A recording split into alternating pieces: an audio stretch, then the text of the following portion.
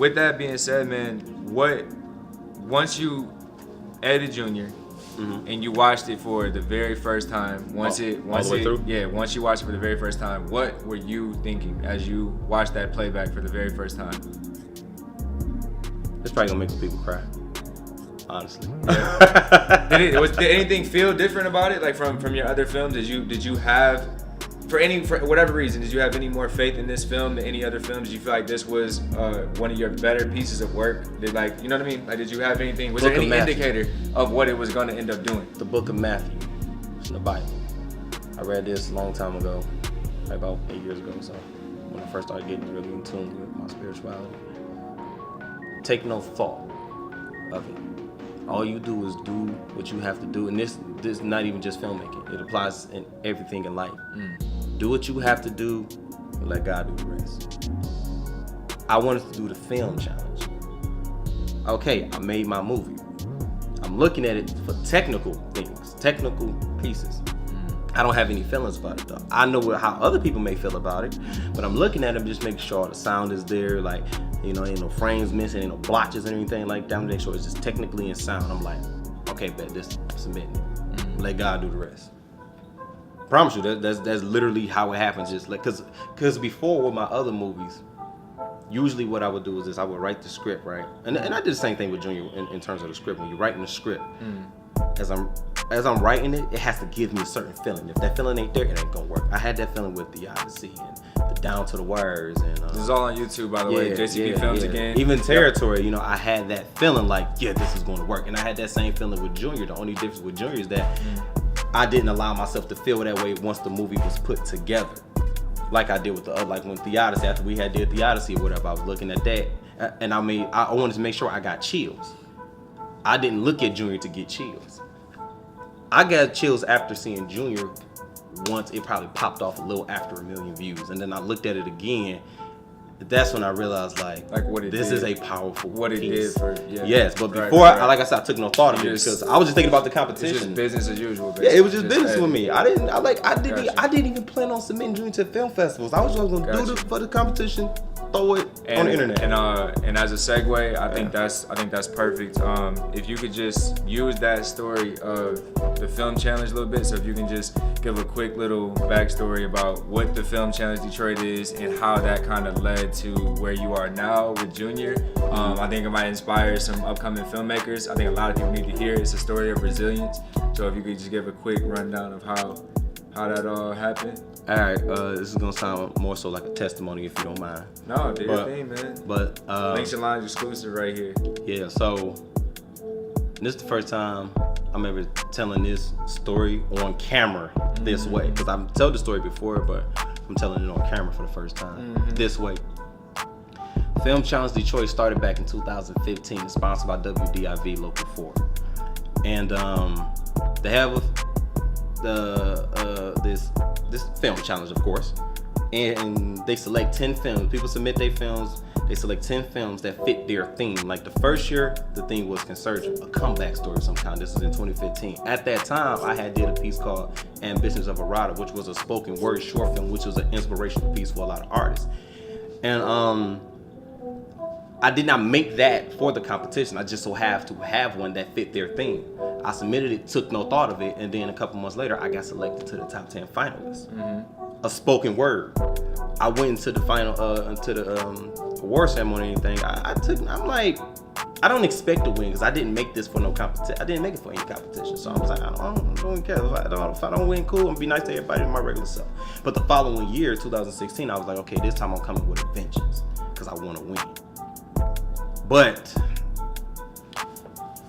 technically, it was my film was not up to par because I didn't render it to the correct format. Wait, what year was the second year? This was 2016. The second time you. This is Down to the Wire. Okay. When I did the film about racism, because the thing. So what happened? The format. The theme was opposites attract, and so I did a film Down to the Wire that touched bases on racism. Right. Now, when I shot the movie, we shot the movie in one day, had it edited in one day. I had the score done ahead of time.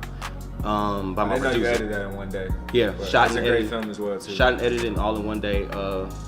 When I did the format, because they got their little technical things going on, I rendered it to the MP4 format. But the only thing was, the pixels wasn't there. It was like look kind of blurry in a way. So that was the version that they got. It's not like the version that you see online. Got it. And then once I realized that, I was like, oh dang, I messed this up. So this might hurt my chances because in film challenge they grade your film off of a score sheet. So there's like from a grade of 1 to 10, how was your cinematography on 1 to 10, your story, character development, sound, all that stuff, set design, like all of that. You know, so it was just like, dang, this is gonna really hurt my score of a cinematographer, my cinematography score because you can't see my real quality. Yeah, exactly. So eventually I ended up taking an L again for the second year in a row. And then I was just like, you know what? I'm gonna probably do the film challenge one more time and then I'm done. Which was bring us to 2017 when I met you. And you seen Down to the Wire. That's how you, cause you. So this is last September that we're talking about now. It's like a little over a year ago. Yeah, cause you seen Down to the Wire, the film I made before. Right. You reached out to me via email and wanted to jump on this one. So I was like, all right, bet, cool. Next thing you know, it was I had worked this because the theme this year in 2017 was good versus evil. Remember, every year you have to follow a theme. I'm a big fan of Batman, especially the Christopher Nolan trilogy.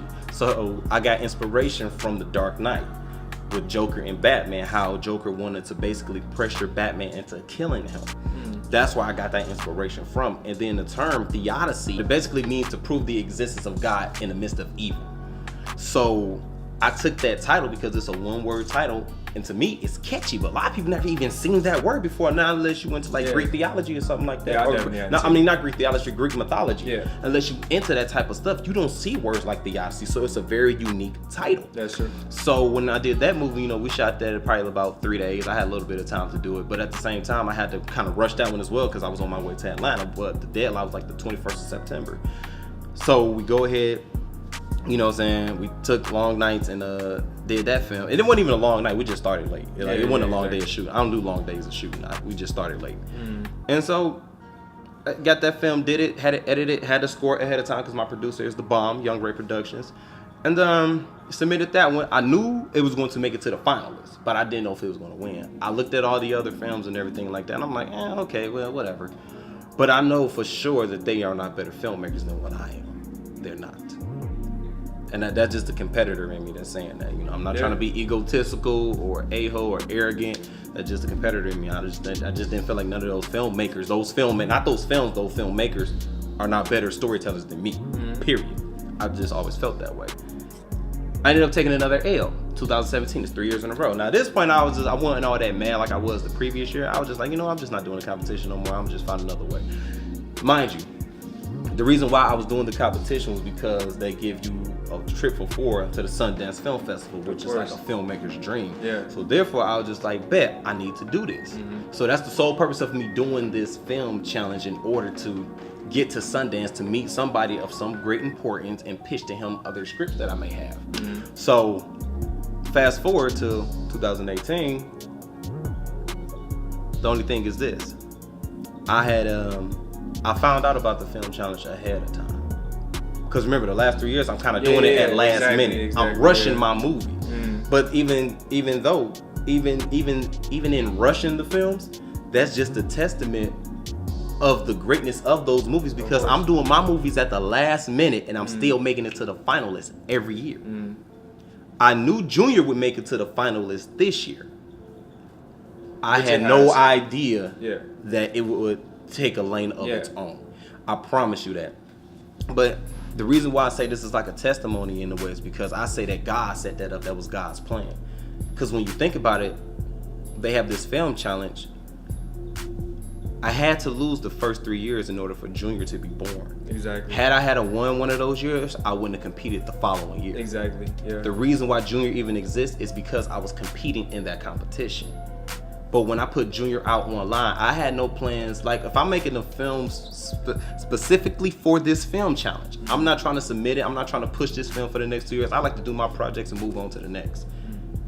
But that's why I say you got to take no thought of it. You got to let God take the wheel. Yeah, and because of the simple fact that once I went ahead and did Junior and I submitted it, I threw it online after that. So soon as Challenge 4 had it, I put it online. God did the rest.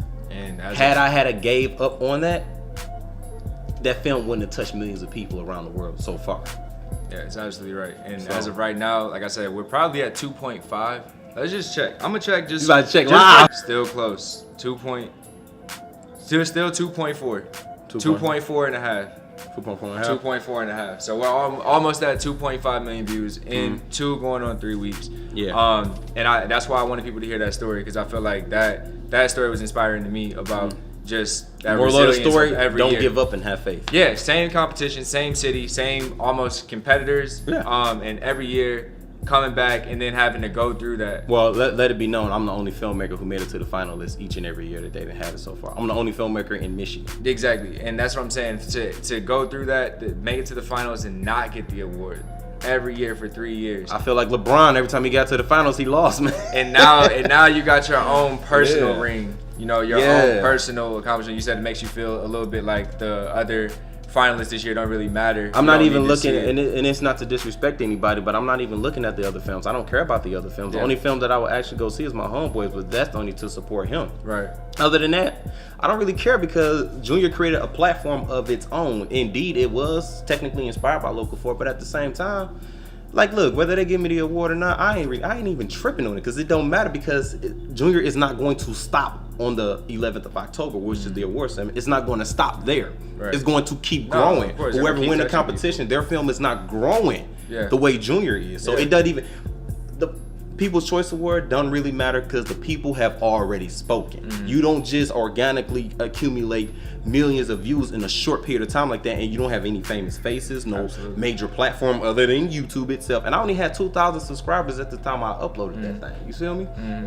So that's why I'm just to the point. Like, look, dude, other films, the other competition, y'all don't even matter because at the end of the day, God gave me the award.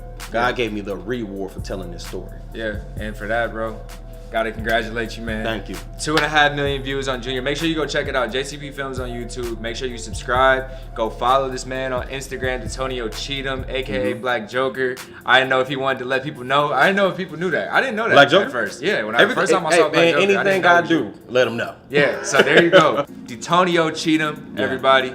Go check out Junior if you haven't already. Rocking with Lynx and Lines. We'll see y'all in the next interview.